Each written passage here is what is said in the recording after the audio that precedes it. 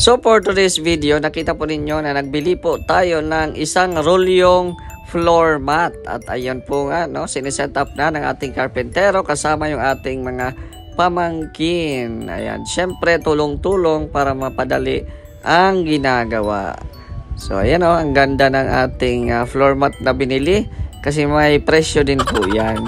So ayan o, tulong-tulong sila magbuhat ng mga upuan para ilipat na naman sa kabila at para makontinue nila ang pag-roll ng floor mat. So talagang sobrang sikip ng aming bahay pero okay lang yan at konti lang naman kami ditong naninirahan. Shoutout nga po pala sa mga taong nanonood po mula noon hanggang ngayon at yon, kung nakasubaybay po kayo sa aking buhay or alam nyo po yung ating patutunguhan ng ating sahod sa ating YouTube channel. At kung nabubuhay pa nga si Mama ay siguro sobrang saya niya ngayon na napaganda natin ang bahay.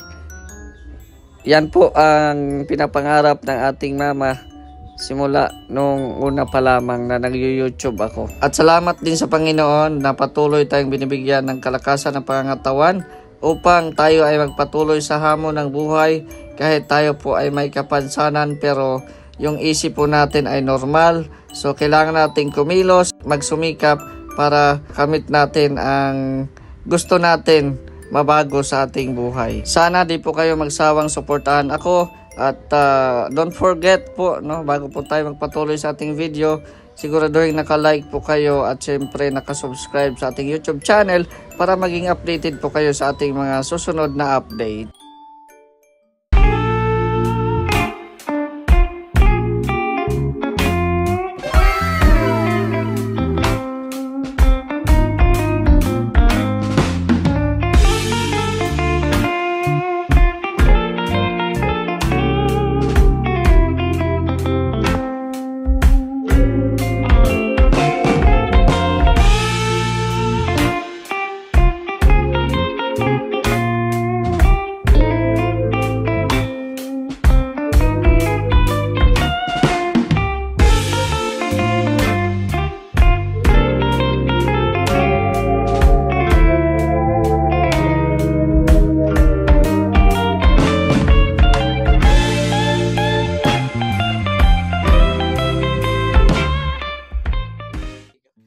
So ayan na, tapos na ang dito sa loob. Dito sa loob tapos na. So napinturahan na natin. Ayan, ilibot nyo po. Ayan. Pinturahan na natin ng all white. So magplano pa lang tayo kung ano ang isusunod na pintura natin dito. At syempre laking pasasalamat sa mga patuloy na nanonood sa ating mga vlogs, no? Kasi itong bahay po natin ay hindi po natin ito pinapanawagan, no? Sariling budget po ang ating ginastos dito. Kasi kung pinapanawagan ko na ito, matagal na itong matapos. Hinihingal tuloy ako sa lukso. No? So again, grabe. Salamat sa inyong tuloy na pagsuporta at syempre sa Team Kalingap, no? So gaya nga ng sabi ni Mama nung buhay pa siya na kada sweldo po natin ay maglaan po tayo ng percentage para po sa bahay. So nakakalungkot man, no? Ngayon Mother's Day, so naalala natin yung mga nakaraang mga pagsasama namin kasama yung aking mama, no? Sabi pa nga niya na pagandahin yung bahay kasi sino ba naman ang titira kundi ako, no? So sabi nga ng mga commenters din, maganda na ang bahay mo, jowa na lang or asawa na lang ang kulang. Pero sa tingin ko ay wala pa sa akin yung ganyang bagay kasi sa sitwasyon ko din po ay mahirap pumili ng babaeng talagang totoong magmahal. Madali lang magsabihin na mag-asawa ka na pero kapag nandyan ka na sa part na yan habang buhay mo na yan, haharap sa katotohanan. Sabi ko nga, wag lang madaliin because there's a person na para talaga sa akin.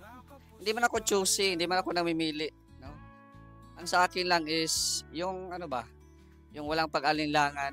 Gusto ko yung happy lang kami, no?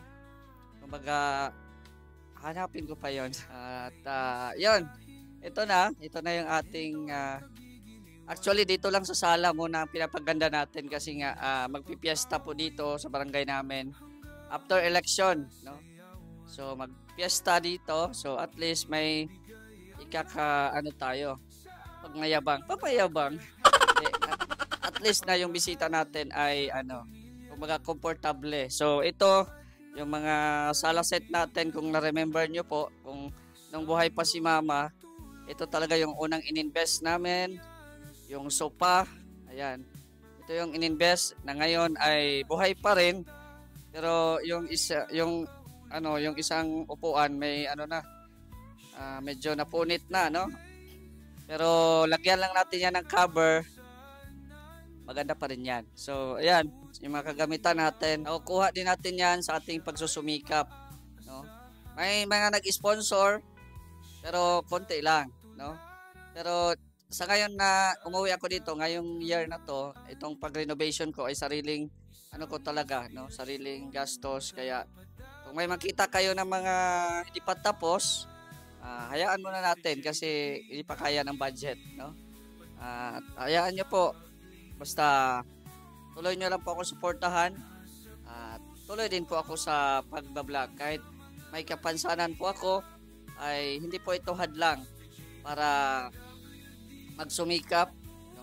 Kasi sarili ko ito no. Kung anong gagawin ko, alam ko, no? Kung ano yung mga plano ko, sa akin na lang 'yon, no? Ang importante na magiging humble pa din tayo kung ano man yung mga narating natin, 'di ba? Di kagaya ng iba na nakahawak lang ng malaking pera, yung ugali nagbago na. So hindi po tayo ganoon. So ayan, ako'y natutuwa lang sa aking nakita ngayon na hard work, no? Yun. Ito na, maganda na. Kung yun nga, Happy Mother's Day sa aking mama, nasa heaven na. So siguro masaya na siya kasi nung isang gabi nung matapos ng pagpintura dito, may yung paru-paro na side. Oo, tapos ang tagal niyang mawala, no? Ang tagal niyang mawala. So, yun na siguro ang sign na binisita ni Mama yung bahay. So, ito na yung improvement. Naglagay na tayo ng floor mat, no? Nagbili tayo kahapon. So, ito na, naglagay tayo ng floor mat dito sa kwarto natin. Wag mo lang ipakita kasi hindi pa siya maayos. So, at least dito may na siya. May floor mat. So, mapamangkin ko, meron ding floor mat dyan. So, ayan, dito din sa kabilang kwarto, meron na ding floor mat. And then, sa CR, tapos na rin po dito ang pintura. All white muna. Kasi, balak pa nating pinturahan niya ng iba, pero sa susunod na, no? Pag makaipon na naman tayo, no? So, kung may mga tumutulong, edi salamat, no? Kung wala, talagang pagsikapan talaga natin. So, punta tayo dito. Actually, ito po yung tindahan namin dati. Dito ka. So, ito yung tindahan namin dati na ngayon ay ginawa naming dining area, no? Ang problema lang dito, sobrang laki ng lamisa namin, no? Sobrang laki ng lamisa namin. Kumbaga 8-seaters po ito. Kaya sobrang sikip. So, yun nga, pag makasahod-sahod tayo or may tayo, pang makaipon, balak nating i-renovate ito kasi sa ngayon ay hindi pa natin ito magawang paayos kasi nga limited lang yung yung budget natin. So balak kong ipausog ito para may space naman yung ating lamisa. Tapos ito palitan na yan ng mga bintana or ano bang plano na sliding ba or depende po sa budget po natin. So sa ngayon, ito muna. Kumbaga, itong lamisa na din po ito ito talaga yung pinagpawisan ko din na bayaran ng 6 months ata nung buhay pa si Mama. Kasi gusto talaga ni Mama na magkaroon ng lamisa na kumbaga maganda, no? Tagal na rin to Siguro mga 5 years. No, magpa 5 years na ito pero ganda pa rin kasi Nara ito no? So maganda itong lamisa na ito. Dito sa wala pang mga kisame. Inuna ko lang po diyan sa sala Kasi nga, merong mga bisita na darating ngayong piyesta din. May ano sila, mga di sila masyadong mainitan. So, ito yung update dito, no, sa aming dining area. Tapos dito naman sa gilid ay yung, ano, yung kusina namin. Pero ito muna ipapakita kasi magulo pa dito, no? May ayusin pa din dyan sa kusina namin. So, ayan. Bago ko makalimutan, meron din, nagtataka kayo kung merong bakit may CCTV dito. Kasi gusto ko lang ma-secure kasi mga babae po ang nakatira dito, ang mga pamangkin ko. No? So, gusto ko lang ma-secure.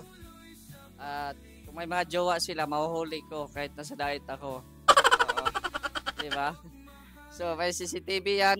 Automatic na yan. Kung may tao, susunod yung isang isang camera susunod. Ayan, yung isa steady lang yan. So, ayan, at least may security yung bahay, no?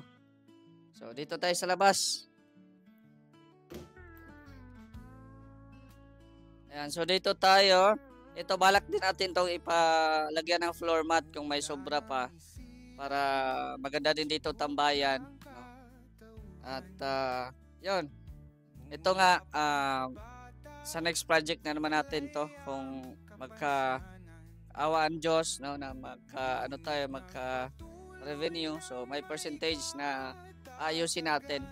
Hindi na po ako nagpapa ng tindahan kasi nga po ay wala pong maiwan dito kasi nga nag-aaral po yung ating pamangkin. Hindi, yung mga kapatid ko naman ay may mga sariling mga trabaho kasi yun nga, mabuhay din sa kanilang mga anak, pamilya. So yun, nagdesisyon na lang ako na ibain na lang yon yung tindahan. So, ayan, ginawa kong dining area. So, palalakihin ko pa nga yan, hindi pa sa ngayon at sa tamang panahon. At, yun, dito ay short vacation lang tayo dito para naman unang-una sa na-miss ko na yung lugar dito. So, 1 month lang po tayo dito. And then, dito din tayo magboto. And then, magpiesta din dito. Tapos yung graduation din ng isang pamangkin ko, sana maabutan ko pa kasi last week of the month ako mag-flight pabalik ng Daet. Mamaya ikakabit din po natin ang cortina diyan sa ating sala. So ito po yung nabili natin na cortina. Nagma-mic po tayo ngayon dito kasi nga may music po sa kabila. So ayan ito yung ating nabili na cortina.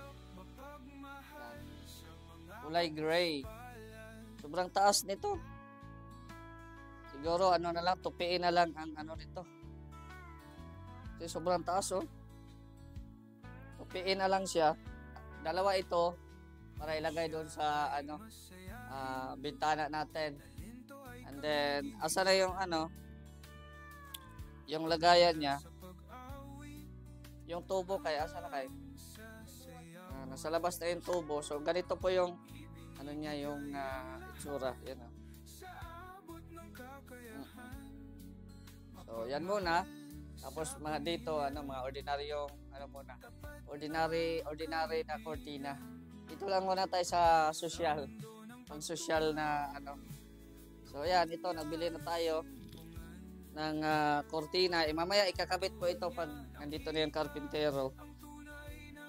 Yan. So, ito na. Taas nito.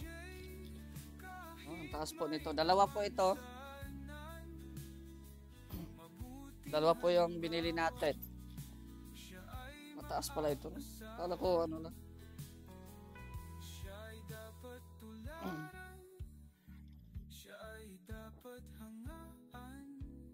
So, yan. Ito na.